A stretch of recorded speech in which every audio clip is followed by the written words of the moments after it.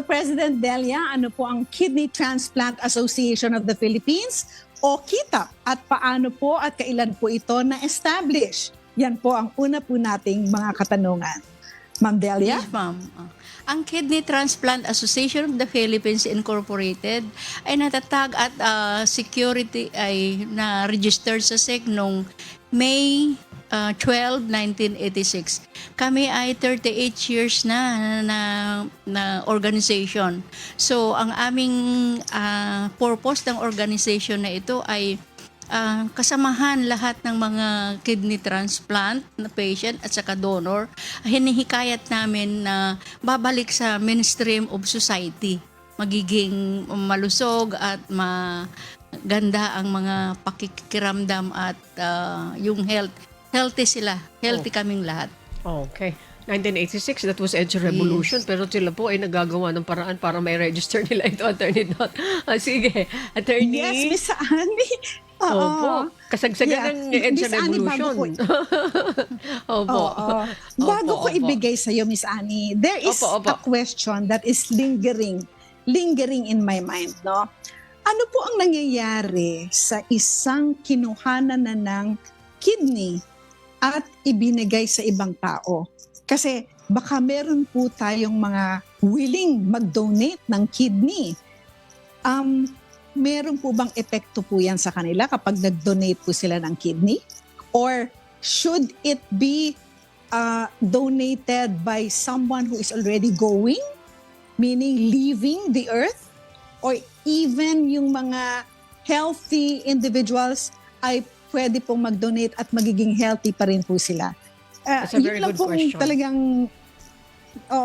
nasa utak ko. Okay, sa'yo, Attorney Sige po, Dot. So, President. kindly educate us po. Yes. Maganda ng tanong ni Attorney Dot, please. Thank you. Usually, ang kidney donor ay magiging healthy kasi ang isang kidney donor, alam na niya yung gagawin niya. Healthy living na siya, hindi na siya iinom ng mga bawal, kailangan at saka yung mga pagpa-check up niya palagi, regular ang check up niya at sa nakikita namin yung mga kidney donors namin ay malulusog sila. Okay. Kasi alam na nila po yung gagawin nila dahil once na magki-kidney donor ka, mag-a-undergo ka ng series of examination kung ikaw ay talagang potential kidney donor. Okay, series of evaluation? Yes, series of tests? evaluation, test, Examination. MRI, So, ibig CT sabihin, scan, attorney, laboratory.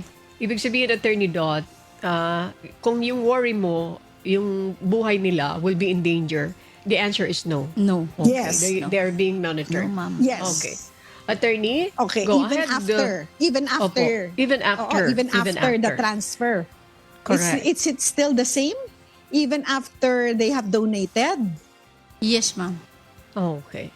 So, ang ganda pala nito. Okay, wow. Ibig sabihin, nakakatulong ka para mabuhay yung isang tao and then you still survive kahit nag-iisa lang yung kidney mo. Yes. Okay, my second question, Attorney Dodd, is this. Sa kasalukuyan po, ilan na bang mga miyembro ng KITAP? Ha? Ano nga po ba ano yung aim, ano yung goal, ano yung objective ng inyong grupo? May we ask Ma'am Vicky here, please. Opo. Thank you. Meron na po tayong 1,000 na members sa buong Pilipinas po. Meron naman po tayong 440 members dito sa NCR. At ang ina-aim po natin ay ang kidney awareness, prevention, tsaka kung paano nila mapapangalagaan yung kidney nila. Actually po, na po kami sa pinyahan, sa mga elementary schools, sa mga churches, para ma-aware sila na yun ang mapangalagaan nila yung kidney nila. Kasama po nung nagpunta po kami sa pinyahan, kasama po yung mga parents ng mga elementary student. At po kami doon, nag-lecture, nagbigay ng mga tips kung paano mapangalagaan ng kidney. Kailangan ng check-up, pag may mga UTI na sila, at magkakain sila ng mga masustansyang pagkain po. Ibig sabihin, mayroon silang mga campaign na ginagawa, awareness campaign na ginagawa sa mga eskwelahan po ba ito? Sa mga churches na sinasabi ninyo. Okay, Attorney Dot, go ahead please. Yes, Miss Annie. So, it was already mentioned po by Secretary Vicky na one of the ways by which they can help, no, yung mga tao is by educating them. Nagbibigay sila ng lectures, not only in schools but also in churches. So President Delia, ano pa po ang, let's say ako, I would like to be a member of KITAP. Ano po ang masasabi pa po ninyo sa akin na, sige, sumali ka sa amin kasi ganito, ganyan. What else will I learn or benefit from being a member of KITAP? Ma'am Vicky? Opo, meron po kaming mga, aside from mga awareness, nag-aano rin po kami sa mga donors kung paano nila mapapangalagaan yung sarili nila.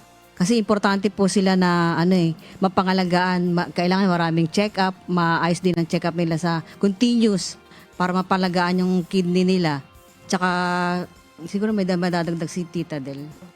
Yeah, kung sasali si ma'am, sabi niya kasi sasali siya sa kitab.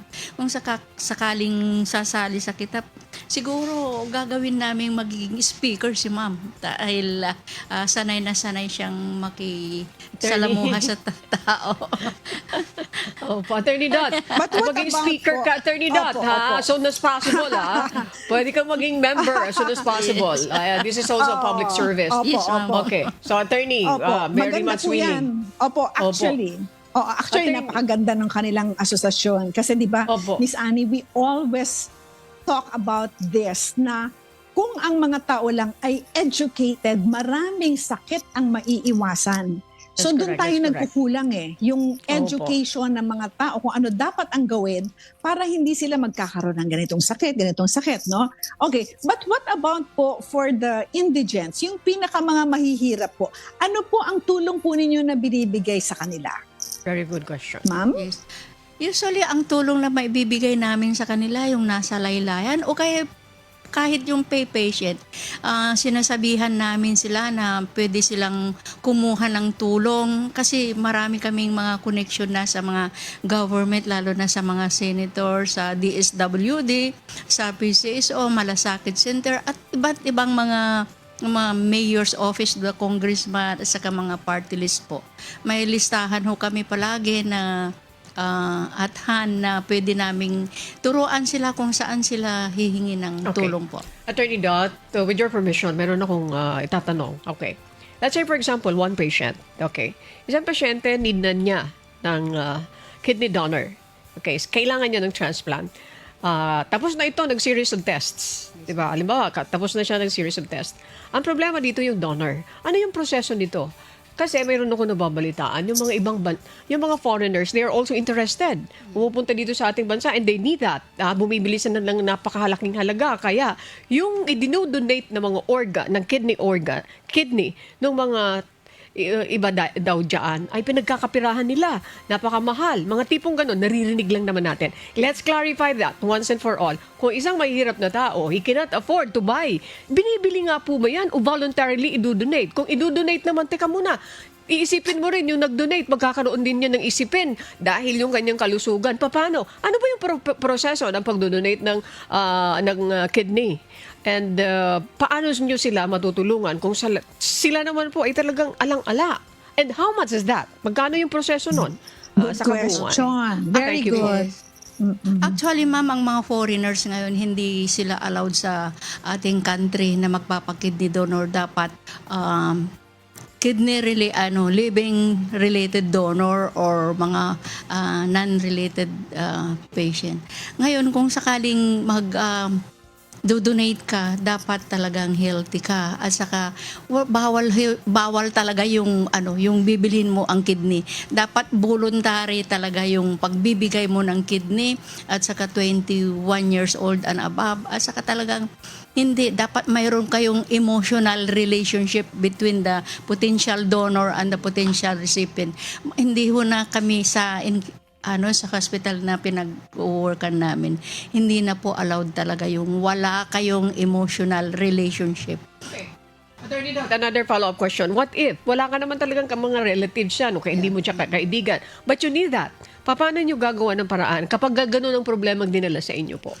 Usually kasi ma'am, pwede naman yung kahit hindi related, kahit friends sa hospital, sa churches, sa mga groups sa school, pwedeng magiging donor mo as long as yung hindi mo bibilin. Okay. Hindi mo bibilin. Okay. Yung recovery nung nag-donate, how many months? Ang recovery ng nag-donate after 3 days, pwede na siyang ma-discharge sa hospital din. 2 to 3 months po yung yung Opo. recuperation. Bakit niya. may iba namamatay? Siguro yung depende ho. May mga Sabi nila hindi kasi nag-match, nagkaroon ng ganito. hindi siguro ma'am kasi before na magiging potential donor ka, mag-undergo ka ng Okay. series of examination Okay. na talagang match kayo. Okay. Thank you for that, Ma'am Delia. Attorney Dot, ibalik ko po sa inyo. Thank you very much po. Okay, Miss Annie, eto medyo this is a very sensitive issue regarding yung sinasabi po ninyo, pinag-usapan po ninyo ngayon na mababayaran, no? Maganda naman na bawal po na bayaran. Kasi alam mo kung bakit, Miss Annie, nakarinig na ako ng mga cases and I pray to God na hindi to totoo. Na sometimes yung mga mahihirap kinikidnap para makakunin ang kidney nila at ibigay sa mayaman at binibili. Okay? So napakaganda po ng sinabi po ni President Delia na ito ay bawal dahil talagang hindi po dapat natin gawin yan because it will encourage yung mga masasamang tao na yan nga, no? Kikidnapin lalo na yung mga walang-wala and then hindi mahahanap ng mga pamilya kasi wala namang connection sa police. So, I'm very happy that you have that policy or that rule. Now, my question po, President Delia, kung ako po ay gustong maging isang organ donor, ano po ang dapat kong gawin? Paano po ako lalapit sa inyo? At siguro this is the time also for you to encourage the public and tell them na maganda po maging donor, hindi po nakakatakot, and you will still live a normal life. Pwede po kayo, Ma'am Delia, or si Ma'am Vicky ang sumagot. Okay, go ahead please. Thank you, Attorney Dot. Ma'am Delia. Let's start from Ma'am Delia. Usually ma'am, kung gusto niyo maging kidney donor, dapat mayroon na kayong potential recipient na tatanggap sa inyong isang kidney or way other around yung isa. Tapos once na undergo na kayo ng series of examination na sinabi ng doktor nyo, i-refer kayo ng doktor nyo sa HOPE. Sa HOPE ng hospital ng NKTI. Tapos doon, mayroon ho kayong form na fill upan ninyo kung talagang volunteer kayo talagang magkikidney donor. Marami hong mga sasagutin kayo na form doon. Tapos kung willing talaga kayo, mag-undergo na kayo ng series of examination para makahanap ng potential recipient po ninyo, ma'am. Okay. Attorney Dot, sandali lang po, Attorney. Isingit ko lang po ito. Let's say, for example, I have a patient. Halimbawa, public service. Mayroon kaming pasyente. No, gustong humingi ng tulong. Ano po? Kidney donation. Okay. How are you going to help her or him? Paano niya tutulungan? Tutulungan lang namin, i-assist namin sila, ma'am, na dito kayo pupunta. Dito yung correct na opisina na tutulong sa inyo na lahat-lahat yung mga possible na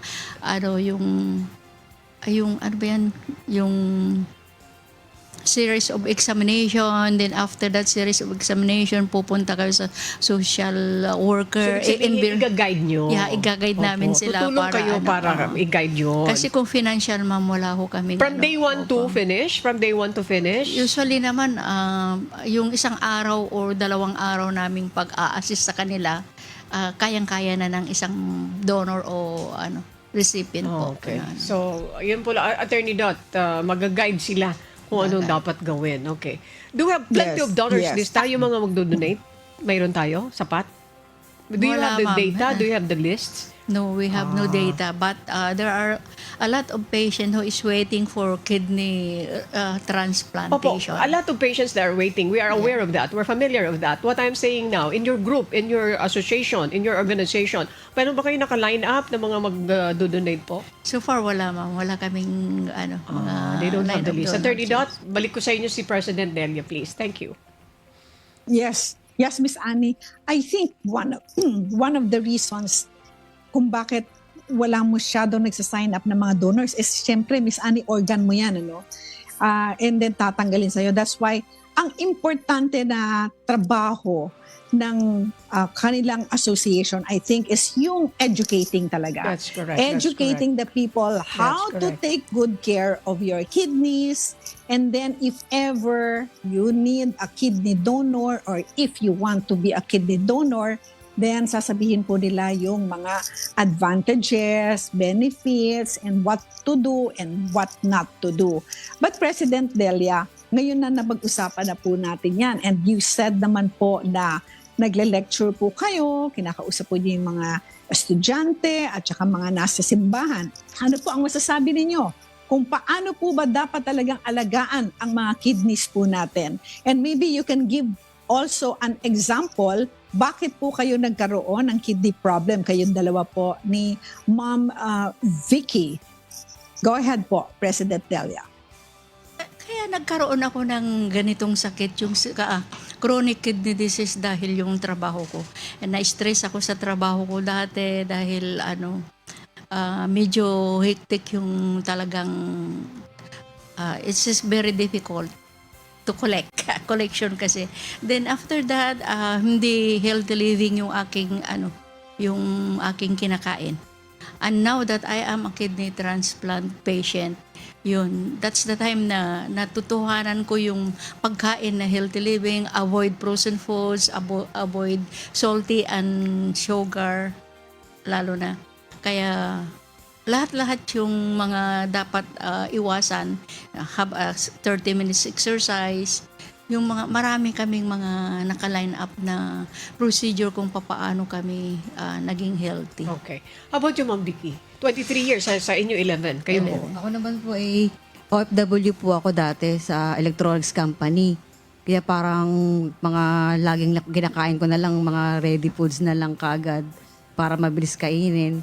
Tapos hindi ako nakakapag-exercise masyado, puro puro trabaho, ganyan. Kailangan mag-sleep na kaagad. Doon lang ako kumukuha ng lakas sa sleep na lang. Kaya hindi na ako nakakain ng masustansyang pagkain. Pag meron naman, sige-sige naman. Kaya yung mga overfoods na kinakain natin talagang lahat po talaga ng over masama sa katawan. Okay. So, again, attorney, it boils down doon sa mga pagkain. Kailangan healthy living. Ma'am Delia, doon sa mga kababayan natin na nakikinig at nanonood ngayon, kasi may kasama pa sila dito. What's your name, ma'am? Pagpakilala natin. Ma'am? Ma'am Liberty. Liberty? Okay. Ma'am Liberty, how many years po? 17 years. Ayan. I have a friend, 23 years niya na survivor siya. Si Engineer Alice, good afternoon. If you're watching now, kasama po yan sa mga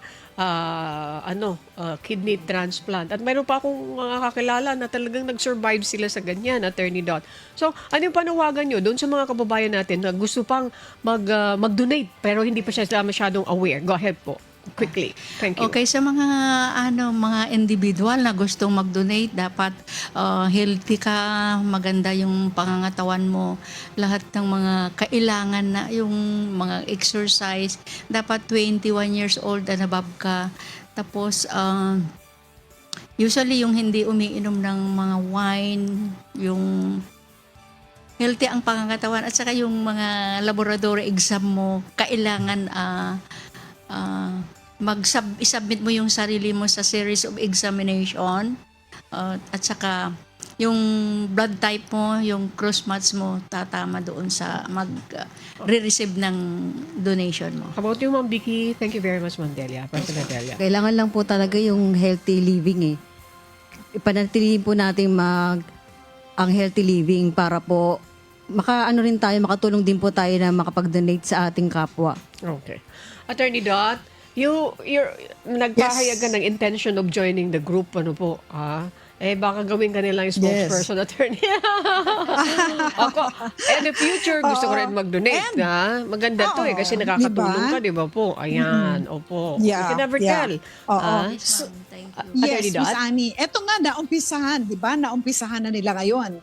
At sinabi nila sa atin na dapat healthy living po tayo para hindi masira ang ating mga kidneys. Avoid salty foods, avoid processed foods, avoid sweet foods, and then avoid stress and also exercise. So, ayan po, tandaan po natin lahat para po hindi po natin kailangan ng kidney transplant in the future. But of course, if you are willing to be a kidney donor, marami pong nakalinya. So at this point, Miss Annie, we are already going to express our sincerest gratitude to our guests this afternoon. Thank you very much to Kidney Transplant Association of the Philippines Incorporated President Ma'am Delia Gaiman and Kidney Transplant Association of the Philippines Incorporated Secretary Ma'am Maria Victoria De Leon.